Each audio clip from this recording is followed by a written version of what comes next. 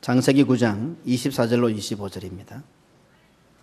노아가 술이 깨어 그의 작은 아들이 자기에게 행한 일을 알고 이에 이르되 가나안은 저주를 받아 그의 형제의 종들의 종이 되기를 원하노라 하고 한 군데 더 있습니다. 에스더 1장 13절로 14절입니다.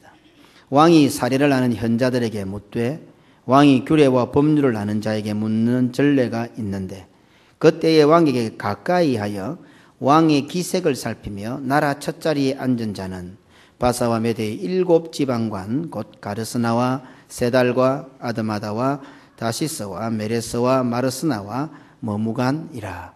아멘. 비록 가나안의 아비 함은 아들을 잘 가르치지 못했지만 할아버지 노아는 손자를 잘 가르쳤습니다. 사실 노아가 손자 가나안을 저주한 것처럼 보이지만 그것은 노아가 손자 가나안을 살리기 위하여 선수를 친 것입니다. 이 이야기를 지난 주 중에 우리 교인들과 함께 잠시 나눈 적이 있는데 대부분이 알아들어요. 만약에 무서운 아버지가 자식의 잘못을 징계하기 위하여 매를 들었을 때 그때 괜히 엄마가 방정을 떠는 듯 하면서 그 아이들을 머락하고 막 머리를 쥐어박고 합니다. 그러면은 이 벌을 내리려 했던 아버지가 머쓱해지고 슬쩍 그 몽둥이를 내려놓는 경우들이 허다히 많습니다. 혹은 부모나 아버지나 엄마가 애들을 나무라기 위해서 회초리를 들었는데 할아버지 할머니가 팍떡 보고 그 손자 손녀 공둥이를 때리는지 막 그러면 안 되지 하고는 안고 나가버리면 뭐 그냥 그거로 끝나버리는 겁니다. 오늘 노아의 저주는 마치 이와 같은 것이 담겨 있다는 것을 오늘 우리 성도들이 저한테 그렇게 해석을 해주는 그런 좋은 시간들이 있었습니다. 교회에서 발생하는 수많은 크고 작은 일들 역시 자기 마음대로 자기식의 사고방식, 자기의 기준을 가져서는 안 됩니다. 그렇게 하도록 교회는 잘 가르쳐야 합니다. 더욱이 성도들은 세상 속에 살다 보니 자신도 모르는 사이에 하나님 나라 일을 함에 있어서도 세상의 방식과 세상의 논리로 접근하고 풀려고 하는 경향들이 있습니다. 이번에 본문을 통하여 함과 가나안의 사건을 대하면서 지속적인 교육과 결과에 대한 처리의 중요성을 깨닫게 되었습니다. 그러면서 교회 안에 제일 중요한 부서일수록 제일 많이 교육을 받고 끊임없이 가르침을 받고 가르쳐야 하는데 이런저런 이유들로 해서 교육이 제일 잘 안 되는 부분이 있다는 것도 발견하게 되었습니다. 먼저는 일반적으로 목회자보다 장로님들이 나이가 많습니다. 경험이나 세상 연륜도 목사보다 앞섭니다. 그러니 그런 분들을 가르치고 교육시킨다는 표현이 어색합니다. 평신도부터 시작해서 장로까지 되었으니 당연히 잘할 것으로 생각하여 더 이상 교육과 가르침이 필요 없다고 생각합니다. 또한 장로님들 스스로도 가르치는 자가 되어버려 배우고 교육받아야 한다는 필요성을 못 느끼는 것 같습니다. 조그마한 회사나 조직체에서도 부서가 바뀌고 직급이 올라가면 평사원이 모르는 또 다른 특수교육을 받게 됩니다.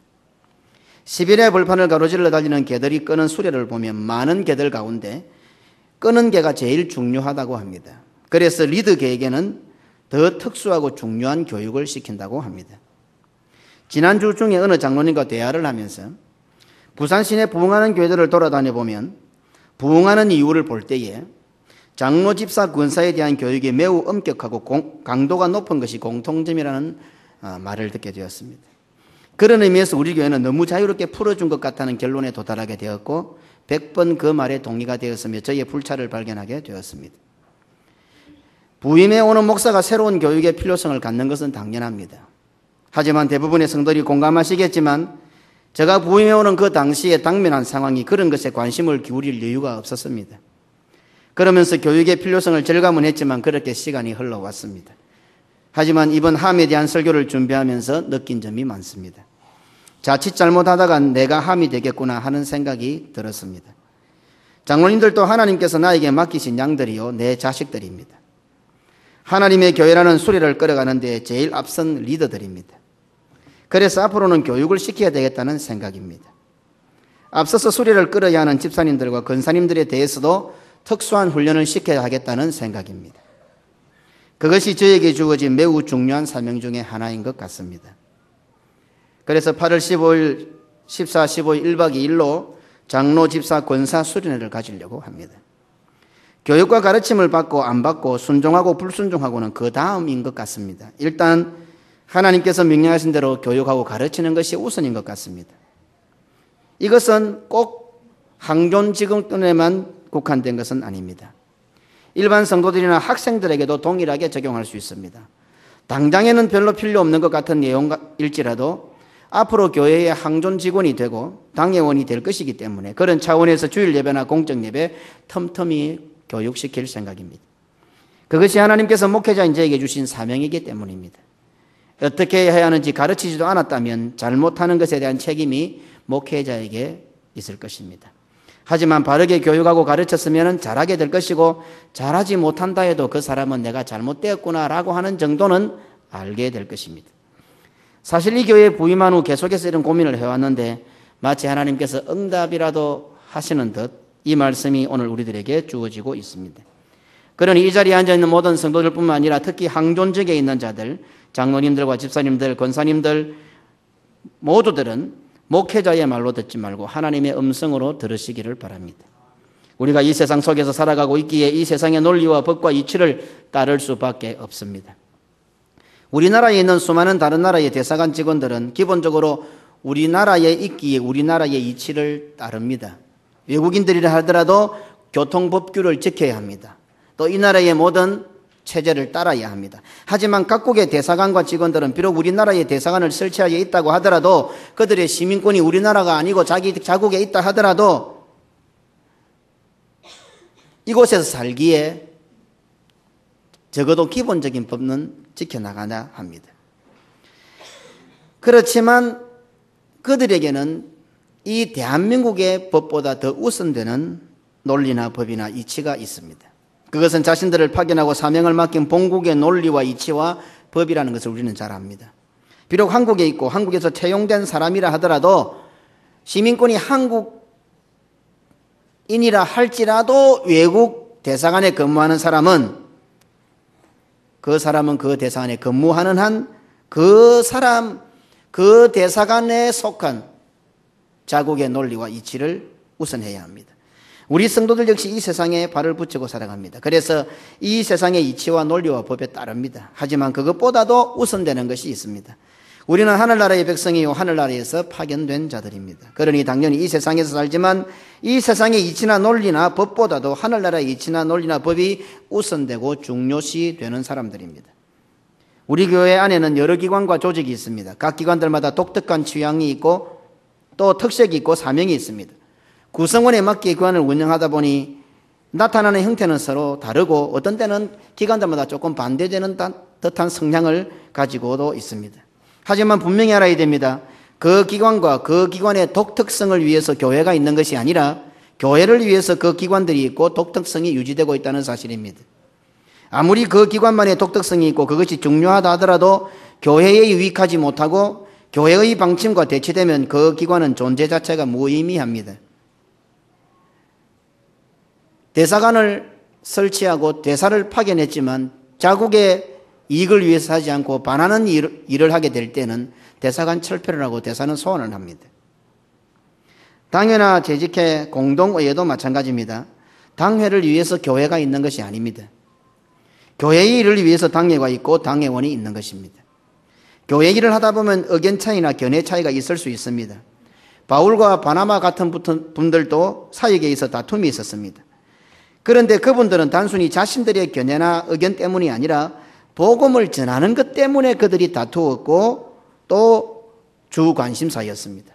비록 두 사람은 나누어졌지만 각자 복음을 위하여 위대한 삶을 살았습니다.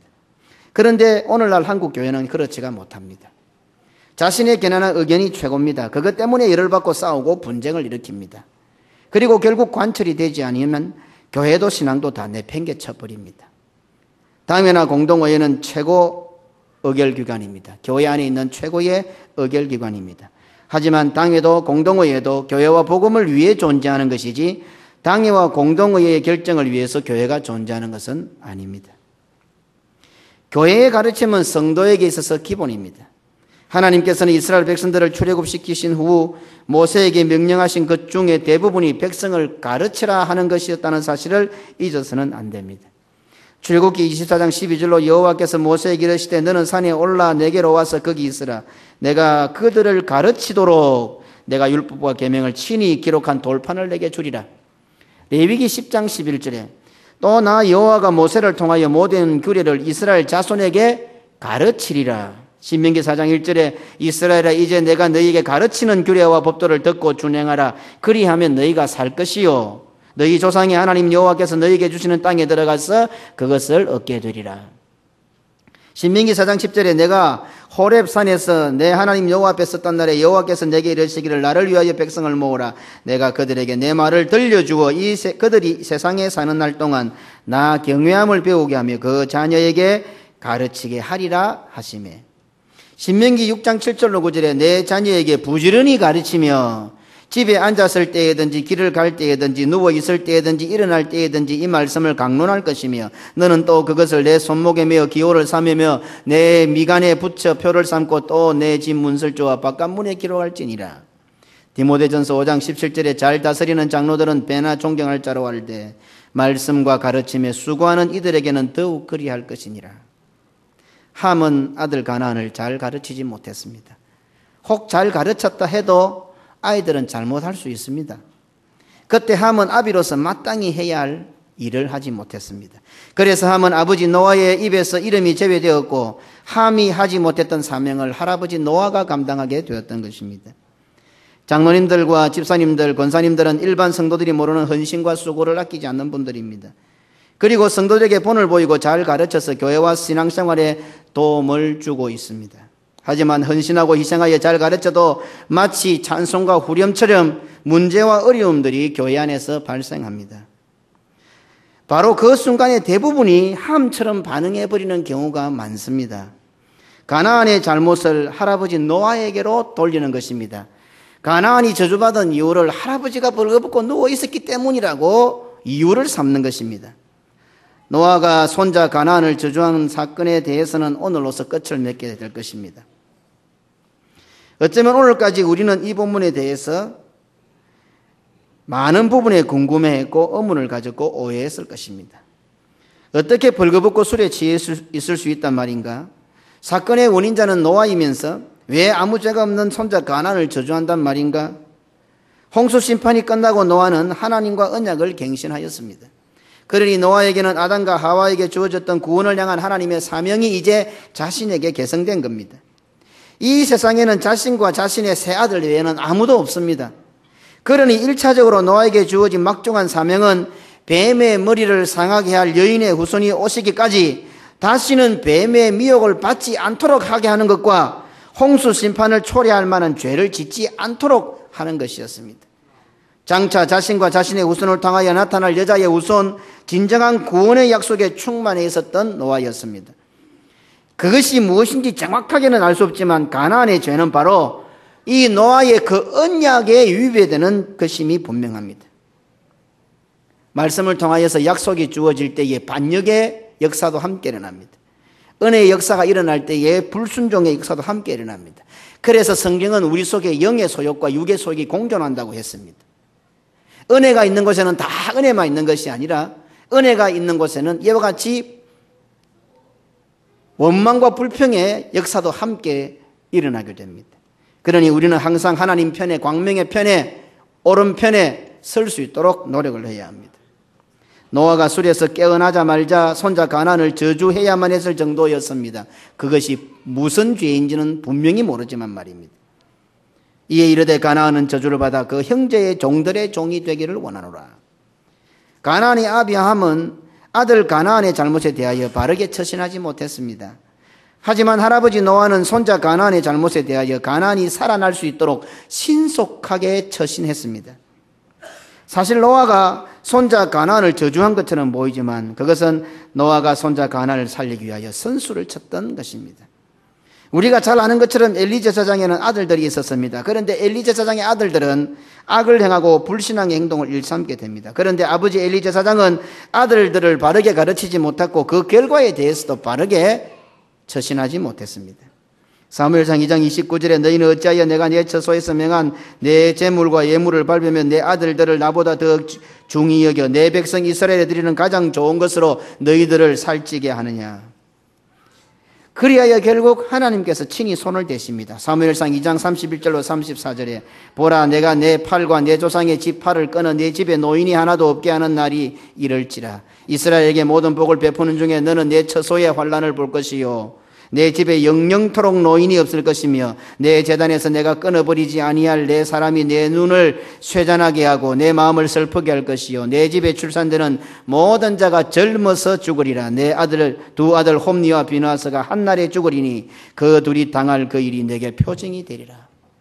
결국 하나님의 저주대로 비참한 결과를 보게 됩니다. 사무엘상 4장 16절로 18절입니다. 그 사람이 엘리에게 말하되 나는 진중에서 나온지라 내가 오늘 진중에서 도망하여 왔나이다. 엘리가 이르되 내 아들아 일이 어떻게 되었느냐. 소식을 전하는 자가 대답하여 이르되 이스라엘이 블레셋 사람 앞에서 도망하였고 백성 중에는 큰 살육이 있었고 당신의 두 아들 홈니와 비누아스도 죽임을 당하였고 하나님의 궤는 빼앗겼나이다. 하나님의 궤를 말할 때에 엘리가 자기 의자에서 뒤로 넘어져 문 곁에서 목이 부러져 죽었으니 나이 많고 비대한 까닭이라.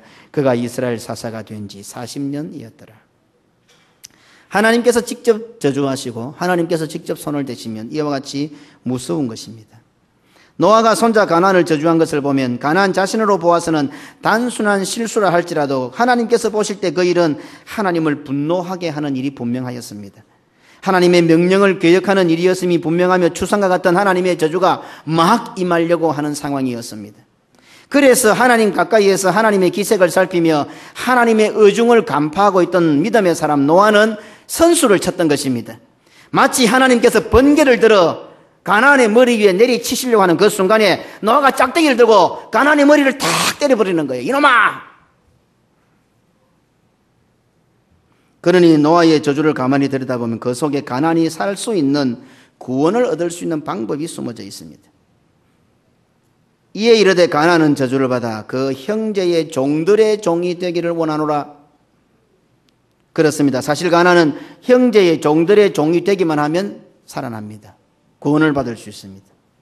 뱀을 향하신 하나님의 저주 속에 사람을 향하신 하나님의 저주 속에 하나님의 구원의 의도가 숨겨져 있는 것과 똑같습니다. 창세기 3장 15절로 16절에 내가 너로 여자와 원수가 되게 하고 내 후손도 여자의 후손과 원수가 되게 하리니 여자의 후손은 내 머리를 상하게 할 것이요 너는 그의 발꿈치를 상하게 할 것이니라 하시고 또 여자에게 이르시되 내가 내게 잉태하는 고통을 크게 더하리니 내가 수고하고 자식을 낳을 것이며 너는 남편을 원하고 남편은 너를 다스릴 것이니라 하시고. 고통이 크지만 잉태하면 됩니다. 수고스럽지만 자식을 낳으면 됩니다. 남편을 원하고 남편에게 다스림을 받으면 구원이 이릅니다. 하나님께서 저주하신 것 같지만 저주 속에는 살아날 수 있는 방법이 있습니다. 오늘 노아는 손자 가나안을 저주했지만 가만히 들여다보면 그 속에는 살아날 수 있는 구원의 길이 제시되어 있는 것입니다. 그래서 성도는 축복에도 아멘이요 저주에도 아멘해야 됩니다. 저주를 저주로 아멘할 때에 교회가 시행하는 권징에 아멘할 때에 살아날 수가 있습니다. 그게 벌의 원칙입니다. 노아는 지금 혈과 육의 방법을 넘어서 믿음의 방법으로 신앙을 개성하고 있는 것입니다.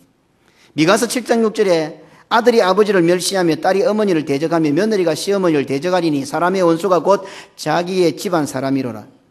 마태복음 10장 34절로 36절에 내가 세상에 화평을 주러 온 줄로 생각하지 말라. 화평이 아니요 검을 주러 왔노라. 내가 온 것은 사람이 그 아버지와 딸이 그 어머니와 며느리가 시어머니와 불화하게 하려 함이니 사람의 원수가 자기 집안 식구이라. 누가복음 12장 51절 53절에 내가 세상에 화평을 주러 온 줄로 아느냐 내가 너희에게 이르노니 아니라 도리어 분쟁하게 하려 함이로라. 이후부터 한 집에 5사람이 있어 분쟁하되 셋이 둘과 둘이 셋과 하리니 아버지가 아들과 아들이 아버지와 어머니가 딸과 딸이 어머니와 시어머니가 며느리와 며느리가 시어머니와 분쟁하리라 하시니라. 이 말씀도 잘 이해하지 못하는 말씀 중에 하나지요. 제가 사실 3, 4년 전에 이 말씀에 대해서 설교했습니다. 궁금하신 분들은 교회 홈페이지 들어가서 한번 찾아보십시오. 제가 이 설교를 했어요. 그때는 성도들이 무슨 설교를 하는지 눈이 멀뚱멀뚱한 것 같았어요. 사실 우리 식구들도 이 말씀 제가 그 설교할 때 이해를 못하더라고요. 식구들을 앉혀놓고 아무리 설명을 해도 잘 못 알아들어요. 그러니 성도들은 오죽했겠습니까? 그러나 지금 이 자리에 있는 성도들은 이 본문 말씀이 좀 이해가 될 겁니다. 그리고 매우 이해를 잘할 수 있을 것입니다. 이제는 저 말씀은 그런 뜻이겠구나 이해가 될 겁니다. 그것이 바로 우리 교회가 복을 받았다는 증거입니다. 3, 4년 전에는 저것이 무슨 말씀인지 멍하게 멀뚱멀뚱 아무리 설명해도 못 알아들었지만 이제는 성경 구절 읽어도 저 말씀은 그런 뜻이겠구나 깨닫게 되는 그것이 사실은 은혜 중에 은혜고 복 중에 복입니다. 이것이 하나님께서 우리에게 주신 진정한 은혜요, 진정한 축복이요, 교회의 진정한 부흥이요, 성장입니다. 신앙의 개성이란 무슨 대단한 자랑이나 구호가 아닙니다. 자신이 죽고 싶어도 죽지 못하게 하는 것이 신앙의 개성입니다. 자신이 죽는 것보다 더 힘든 사랑하는 자식과 손자를 죽이는 것이 바로 신앙의 개성입니다. 이런 모질고도 혹독한 신앙의 개성, 상식적으로도 이해가 되지 않는 복장을 터지게 하는 아픔이 동반되는 신앙의 개성은 노아의 후손인 아브라함과 이삭에게 가서 또 한 번 등장하게 됩니다. 손자를 저주해야 했던 믿음의 사람 노아, 자신이 저주받는 것보다 더 아픈 저주를 해야 했던 노아, 하나님 가까이에서 하나님의 기색을 살피며 하나님 나라 첫자리에 앉아 하나님 나라의 일을 했던 노아가 가졌던 부담이요, 책임이요, 사명이었던 것입니다. 오늘날 이 교회 예수 그리스도의 자녀들인 성도들을 예수 그리스도의 후사로 계승해 주어야 할 사명을 갖고 소명을 받아 이 교회의 목회자로 제가 이 자리에 서 있는 것입니다. 오늘 이 자리에 선 이 목회자는 성도들 눈에 어떻게 보여야 하겠습니까? 여러분들에게는 이 신앙의 개성을 이루어줘야 할 사명을 제가 가지고 있습니다. 그러면 성도들이 저를 볼 때 저는 어떤 모습으로 있어야 되겠습니까? 좀 더 구체적으로 질문을 해볼까요? 믿음이 없는 함과 같은 성도들의 눈에는 제가 어떻게 보여야 되겠습니까? 목회자라 할지라도 강단을 내려가면 성도들보다 더 부족하고 연약한 부분이 많습니다. 하지만 적어도 이 강단에서는 믿음이 없고 신앙이 없는 함과 같은 성도들 눈에 이 목회자는 노아처럼 포도주에 취하여 벌거벗고 있는 것처럼 보여야 한다 이 말입니다. 이 시간 설교자는 인간적이고 세상적인 관점에서 이해되지 않는 노아와 같이 포도주를 마시고 포도주에 완전히 대취하여 인사불성이 되고 그 장막에서 벌거벗고 있는 모습이 되어야 합니다. 하나님의 사람 모세는 하나님의 산 호렙산에 올라가서 하나님의 영광에 하나님의 말씀에 취하여 완전히 자기의 모습들을 다 잊어버리고 하나님 말씀에 취하여 하나님과 40일 동안 말씀을 나누었던 겁니다. 하지만 일반적인 성도들은 이러한 목회자 벌거벗고 포도주에 취하여 그 장막 안에서 벌거벗고 있는 이 목회자의 모습을 보고 이해를 못하는 겁니다. 그러니 당연히 이러한 모습을 보고 비웃고 손가락질하고 흉보는 성도들이 있을 수밖에 없습니다. 말도 안 되는 소리를 하고 있다. 그렇게 했다가는 우리가 세상을 어떻게 살아? 전혀 술 취한 사람 같은 말을 하고 있는 거예요, 목사가. 그러니 일반적인 대부분 성도들은 이해를 못하고 당연히 어떤 데는 불평이 일어나고 원망이 일어날 수밖에 없는 거예요. 바로 그때 함이 등장하는 것입니다. 세움을 받은 장로나 집사나 권사는 같은 양이지만 이럴 때 바로 그런 순간에 완전한 염소이신 예수님의 기질을 발휘해야만 하는 것입니다. 양들 편에 서서 양들과 어울려 말도 되지 않는 산비탈을 오르고 계곡을 내려가자고 하는 선한 목자를 비방할 것이 아니라 자신이 목자의 요구에 따라 앞장을 서는 것입니다. 목회자로 하여금 노아와 같이 저주할 수밖에 없는 부담감을 줄여주어야 한다는 말입니다. 어찌되었든 손자 가나안을 사랑하는 노아는 가나안을 살리기 위하여 저주해야만 했습니다. 그런데 오늘날에는 바로 이와 같은 사명이 희박해지고 있습니다. 이미 세속화되어버린 목회자의 눈에도 목사들의 눈에도 저주하는 것이 사랑이 없는 것으로 보여지기 때문입니다. 그래서 저주하지 않으면 그나마 다행입니다. 저주해야 하는 줄 알면서도 밥그릇이 걱정되어서 인기가 떨어질까봐 나를 미워하는 사람이 생길까봐 저주하지 못하는 사실이 더 문제라는 겁니다. 그러한 일이 일반적이고 상식적인 오늘날의 상황에서 노아와 같이 저주하는 것이, 목사가 성도들 향하여 노아와 같이 저주하는 것이 가능할까요? 출애굽한 이스라엘 백성들은 금송아지를 만들어 놓고 그것을 하나님이라고 제사를 드렸습니다. 우상에게 제사를 드린 것이 아니라 하나님에게 제사를 드린 거예요. 자기들이 원하는 하나님을 만들어 놓고. 모세는 하나님의 산에서 하나님의 말씀에 만취하여 완전히 벌거벗고 있는데 이스라엘 백성들은 함과 가나안처럼 하나님의 언약에 배교하는 행동을 하고 있었던 것입니다. 그 사실에 진노하신 하나님께서는 이스라엘 백성들을 진멸해 버리시고 모세를 통하여 새로운 나라를 세우시려고 합니다. 출애굽기 32장 7절로 10절에 여호와께서 모세에게 이르시되 너는 내려가라. 내가 애굽 땅에서 인도하여 낸 내 백성이 부패하였도다. 그들이 내가 그들에게 명령한 길을 속히 떠나 자기를 위하여 금송아지를 부어 만들고 그것을 예배하며 그것에게 제물을 드리며 말하기를 이스라엘아 이는 너희를 애굽 땅에서 인도하여 낸 너희 신이라 하였도다. 여호와께서 또 모세에게 이르시되 내가 이 백성을 보니 목이 뻣뻣한 백성이로다. 그런즉 내가 하는 대로 두라. 내가 그들에게 진노하여 그들을 진멸하고 모세 너를 큰 나라가 되게 하겠다. 진노하신 하나님께서는 마치 홍수로 전 인류를 심판해버리시듯이 멸해버리듯이 노아를 통하여 새로운 백성을 만드셨던 것처럼 이제 모세를 통하여 새로운 백성을 만드시려고 합니다. 금송아지를 지어놓고 그것을 하나님이라고 예배하는 그 자들을 다 진멸해버리고 모세 너를 통해서 새로운 민족을 만들겠다고 말씀하십니다. 이와 같은 하나님의 진노와 저주와 완전한 멸망이 임박해 있을 때 모세는 하나님의 화를 대신해서 발산해버립니다. 모세의 손에는 하나님께서 친히 만드시고 쓰신 두 돌판이 있었습니다. 정거판이 있었습니다. 출애굽기 32장 15절로 16절에 모세가 돌이켜 산에서 내려오는데 정거의 두 정거판이 그의 손에 있고 그 판의 양면 이쪽 저쪽에 글자가 있으니 그 판은 하나님이 만드신 것이요 그 글자는 하나님이 쓰셔서 판에 새긴 것이니라. 하나님께서 만드셨고 하나님께서 친히 새긴 정거판이었습니다. 그 두 돌판이 모세의 손에 쥐어져 있습니다. 모세가 이스라엘을 향하여 진노하고 저주한 것은 다름이 아니라 하나님께서 친히 쓰신 그 바로 돌판을 던져 깨트려버린 것입니다. 하나님께서 만드신 것, 하나님께서 친히 쓰신 그 돌판을 하나님이 화를 내려고 하는 그 순간에 모세가 대신하여 그것을 던져버린 것입니다. 출애굽기 32장 19절에 진에 가까이 이르러 그 송아지와 그 춤추는 것들을 보고 크게 노하여 손에서 그 판들을 산에로 던져 깨트리니라. 우리 주 예수님께서는 이 땅에 오셔서 아버지의 뜻을 따라 천국 복음을 전하셨습니다. 하나님께서 예수님 앞서 자신들의 종들을 많이 보냈지만 오히려 하나님의 백성들은 그 종들을 때리고 핍박하고 쫓아냈습니다. 마태복음 21장 34절로 36절에 열매 거둘 때가 가까우며 그 열매를 받으려고 자기 종들을 농부들에게 보내니 농부들이 종들을 잡아 하나는 심히 때리고 하나는 죽이고 하나는 돌로 쳤거늘 다시 다른 종들을 처음보다 많이 보내니 그들에게도 그렇게 하였는지라. 사실 이 정도면도 주인 되신 하나님 아버지께서는 진노하실 만합니다. 그래도 하나님은 참고 이제 자신의 하나밖에 없는 아들을 보내십니다. 마태복음 21장 37절로 39절입니다.